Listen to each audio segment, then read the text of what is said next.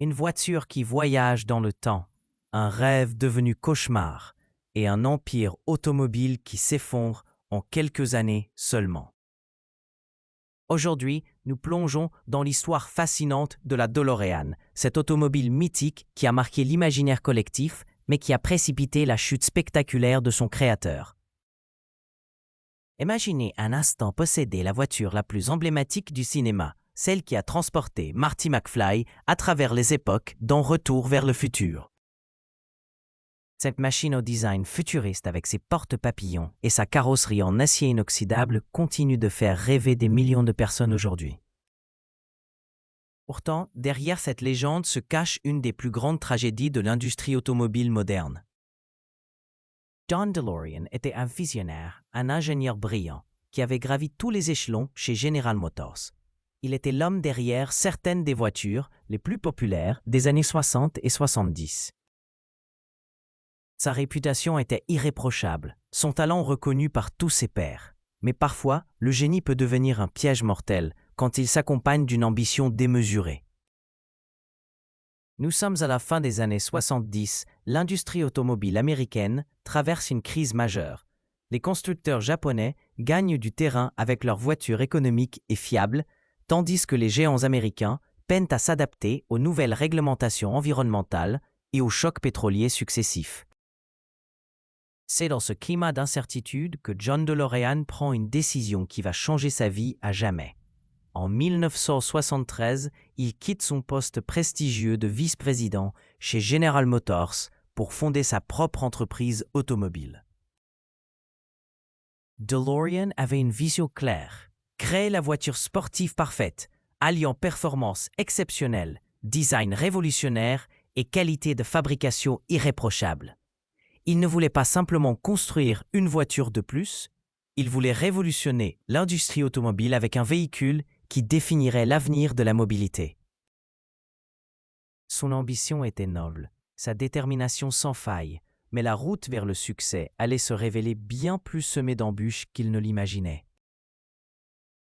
Le projet DeLorean DMC-12 naît officiellement en 1975. DeLorean s'entoure des meilleurs talents disponibles, recrute des ingénieurs expérimentés et fait appel à des designers de renom pour concevoir sa voiture de rêve. Le cahier des charges est ambitieux.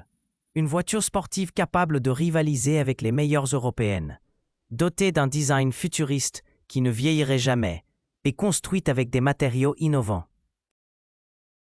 Le design de la DMC-12 est confié à Giorgetto Giugiaro, l'un des plus grands designers automobiles de l'époque. Giugiaro imagine une silhouette angulaire et moderne, avec ses fameuses porte-papillons, qui deviendront la signature visuelle de la voiture. La carrosserie en acier inoxydable brossé donne à la voiture un aspect unique, presque alien, qui tranche radicalement avec les conventions esthétiques de l'époque. Mais créer une voiture révolutionnaire demande bien plus qu'un beau design. Il faut maîtriser la complexité technique, gérer une chaîne de production, s'assurer de la fiabilité des composants et surtout disposer de ressources financières considérables. C'est là que les premiers défis apparaissent pour DeLorean et son équipe. L'innovation ignorée dont nous devons parler concerne précisément cette approche technique et commerciale. DeLorean était tellement focalisé sur l'aspect révolutionnaire de sa voiture qu'il a négligé des éléments fondamentaux du business automobile. Pendant que ses concurrents optimisaient leur processus de production et réduisaient leurs coûts, lui investissait massivement dans des technologies coûteuses sans garantie de retour sur investissement. La carrosserie en acier inoxydable, par exemple, était certes spectaculaire et résistante à la corrosion, mais elle était également beaucoup plus difficile et coûteuse à travailler que l'acier traditionnel. Les porte-papillons impressionnaient les spectateurs, mais leur mécanisme complexe posait des problèmes de fiabilité et augmentait considérablement les coûts de production. DeLorean poursuivait l'excellence technique au détriment de la viabilité économique. Plus problématique encore, DeLorean a ignoré les signaux du marché automobile de l'époque.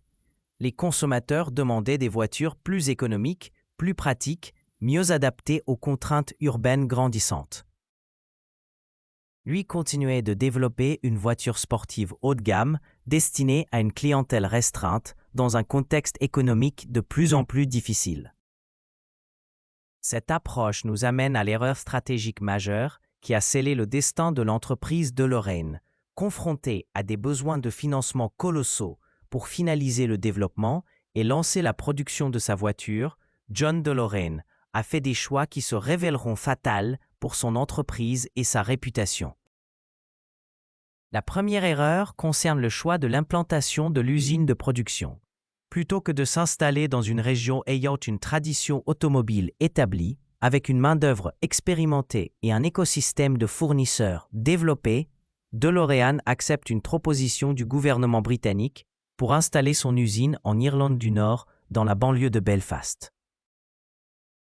Cette décision était motivée par des avantages financiers considérables offerts par le gouvernement britannique, incluant des subventions importantes et des conditions fiscales préférentielles. Sur le papier, l'offre était alléchante et permettait de réduire significativement les coûts d'installation. Mais cette décision ignorait complètement les défis logistiques et humains que cela représentait. L'Irlande du Nord traversait une période de troubles politiques majeurs. Les tensions communautaires étaient à leur paroxysme, la sécurité était précaire et l'environnement économique instable. De plus, la région ne disposait pas d'une expertise automobile développée. Il fallait former une main-d'œuvre inexpérimentée, établir de nouvelles chaînes d'approvisionnement et gérer une usine à distance depuis les États-Unis. La seconde erreur stratégique concernait la structure financière de l'entreprise. DeLorean avait construit son modèle économique sur des projections de vente optimistes, sans suffisamment tenir compte des aléas du marché automobile. Il comptait vendre des dizaines de milliers de voitures par an, générant ainsi les revenus nécessaires pour rembourser ses investissements et financer le développement de nouveaux modèles. Mais le lancement commercial de la DMC-12 en 1981 révèle rapidement les failles de cette stratégie. La voiture, vendue environ 25 000 $, se positionne sur un segment de marché très étroit. À ce prix, elle concurrence directement des marques établies comme Porsche ou Corvette qui bénéficient d'une réputation solide et d'un réseau de distribution bien implanté. Plus grave encore, les premiers exemplaires produits souffrent de problèmes de qualité significatifs. Les finitions ne sont pas à la hauteur des attentes. Le moteur manque de puissance pour une voiture sportive de ce niveau. Et la fiabilité laisse à désirer. Ces défauts ternissent rapidement l'image de la marque et freinent les ventes. Les conséquences de ces erreurs stratégiques ne tardent pas à se manifester. Dès la première année de commercialisation, il devient évident que les objectifs de vente ne seront pas atteints. Au lieu des 12 000 unités prévues, DeLorean ne parvient à écouler que quelques milliers de voitures. Les rentrées financières sont insuffisantes pour couvrir les coûts de fonctionnement de l'usine et rembourser les emprunts contractés. La situation financière de l'entreprise se dégrade rapidement. Les fournisseurs commencent à réclamer leurs paiements, les salaires des employés deviennent difficiles à honorer et les banques s'inquiètent du remboursement des prêts accordés. DeLorean se retrouve pris dans une spirale infernale où chaque jour qui passe aggrave la situation. Désespéré, John DeLorean explore toutes les options possibles pour sauver son entreprise. Il tente de lever de nouveaux fonds auprès d'investisseurs privés, négocie avec des constructeurs établis pour des partenariats ou un rachat et multiplie les plans de restructuration. Mais la réputation de l'entreprise est déjà ternie et peu d'investisseurs sont prêts à prendre le risque de s'engager dans ce projet en difficulté. C'est dans ce contexte désespéré que DeLorean commet l'erreur qui va définitivement sceller son destin. En 1982, acculé par les difficultés financières et les pressions de toutes parts, il accepte de participer à une opération de trafic de drogue orchestrée par des agents du FBI dans le cadre d'une opération d'infiltration. Cette décision catastrophique transforme instantanément John DeLorean, de visionnaire de l'automobile, en criminel présumé. Son arrestation fait les gros titres de la presse mondiale et achève de détruire l'image de la marque DeLorean. Bien qu'il soit finalement acquitté au terme d'un procès retentissant, arguant qu'il avait été piégé par les autorités, le mal était fait. L'entreprise DeLorean Motor Company ferme définitivement ses portes en février 1983, moins de 2 ans après le début de la commercialisation de la DMC-12. Au total, seulement 8400 exemplaires de cette voiture mythique ont été produits, un chiffre dérisoire comparé aux ambitions initiales du projet. La fermeture de l'usine laisse 9000 employés sur le carreau en Irlande du Nord, créant une crise sociale majeure dans une région déjà fragilisée par les troubles politiques. Le gouvernement britannique perd les millions investis dans le projet et de nombreux fournisseurs et partenaires subissent des pertes importantes. Mais l'histoire ne s'arrête pas là. Paradoxalement, l'échec commercial de la DeLorean DMC-12 va contribuer à forger sa légende. En 1985, soit 2 ans après la fermeture de l'usine, la voiture devient l'héroïne du film Retour vers le futur de Robert Zemeckis. Le choix de cette automobile pour incarner la machine à voyager dans le temps n'était pas anodin. Son design futuriste et son histoire tragique en faisaient le véhicule parfait pour cette aventure temporelle. Le succès planétaire du film transforme la DeLorean DMC-12 en icône culturelle mondiale. Ironiquement, cette voiture qui avait échoué à séduire le grand public devient l'une des automobiles les plus reconnaissables de l'histoire du cinéma. Les exemplaires survivants voient leur valeur exploser sur le marché de la collection et la DeLorean acquiert un statut mythique qu'elle n'avait jamais eu de son vivant commercial. Cette renaissance culturelle nous amène à la leçon fondamentale que nous pouvons tirer de cette histoire fascinante. L'échec de DeLorean Motor Company illustre parfaitement comment l'innovation pure, même brillante, ne suffit pas à garantir le succès entrepreneurial. John DeLorean était indéniablement un visionnaire, un ingénieur talentueux capable de concevoir des produits révolutionnaires, mais il a échoué dans l'exécution de sa vision. La première leçon concerne l'importance de l'équilibre entre innovation et pragmatisme commercial. Vouloir révolutionner un secteur est louable, mais cela doit se faire en tenant compte des contraintes économiques et des attentes du marché. DeLorean a privilégié la perfection technique au détriment de la viabilité commerciale, créant un produit certes exceptionnel, mais inadapté aux réalités du marché. La seconde leçon porte sur la gestion des risques entrepreneuriaux. Créer une entreprise automobile from scratch représente l'un des défis industriels les plus complexes qui soient.